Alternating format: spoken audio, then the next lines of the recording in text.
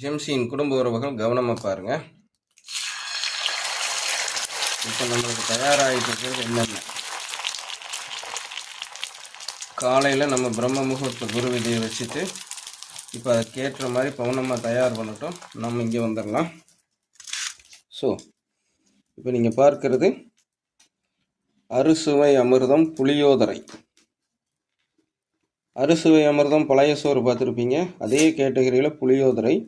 நம்ம உடம்புக்கு நன்மை வைக்கக்கூடிய நுண்ணுயிரிகள் உருவாக்கப்பட்டுள்ளது. எப்படின்னு கேட்டிங்கன்னா, நம்ம நைட்டு எப்படி பழைய சோத்துக்கு தண்ணி ஊற்றுவோமோ அதுக்கு பதிலாக ஒரு குறிப்பிட்ட அளவு சாதத்தை எடுத்து நம்ம என்ன பண்ணணுங்க, புளி கரைசல், புளியை நல்லா ஊற வச்சு அதை பார்த்திங்கன்னா கரைச்சி விட்டு அந்த சாதத்தில், வெறும் சாதத்தில் நல்லா ஊற்றி, அதுக்கு பழைய சோத்துக்கு தண்ணி ஊற்றுற மாதிரி ஊற்றக்கூடாதுங்க, நினைக்கிற அளவுக்கு ஊற்றி வச்சுட்டு இதையும் பார்த்திங்கன்னா அந்த மாதிரி வண்டு கட்டி வச்சிடணும்.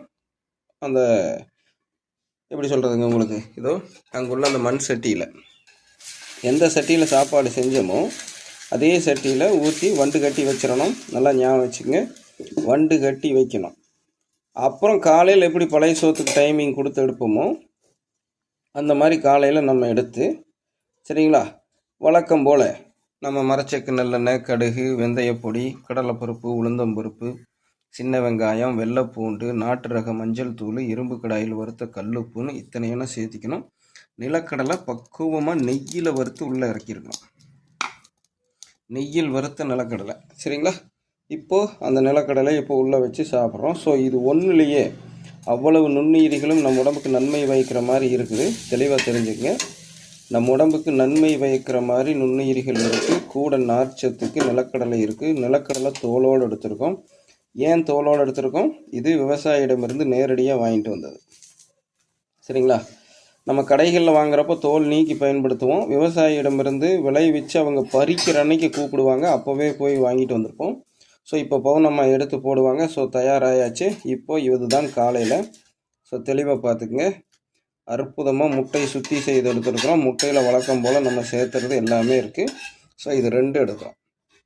வெரி வெரி சிம்பிளாக ஃபைபர் ரிச் புரோட்டீன். சாதாரண சாப்பாட்டில் நீங்கள் சுகரும்பீங்க, நம்ம இதில் புரோட்டீனை உருவாக்கியிருக்கிறோம். எப்படி புளி உரை ஊற்றி செய்கிறோம், அதனால தான் இதுக்கு பேர் புளியோதரை, சரிங்களா.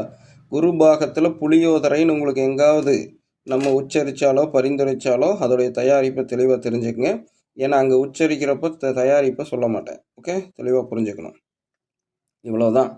நம்ம உடம்புக்கு நன்மை வைக்கக்கூடிய நுண்ணுயிரை கொடுத்தாலே போதும். அது பார்த்துக்கும் உள்ள அற்புதமாக ஜீரணத்தையும் சக்தியை உள்ளே கொடுக்கும்.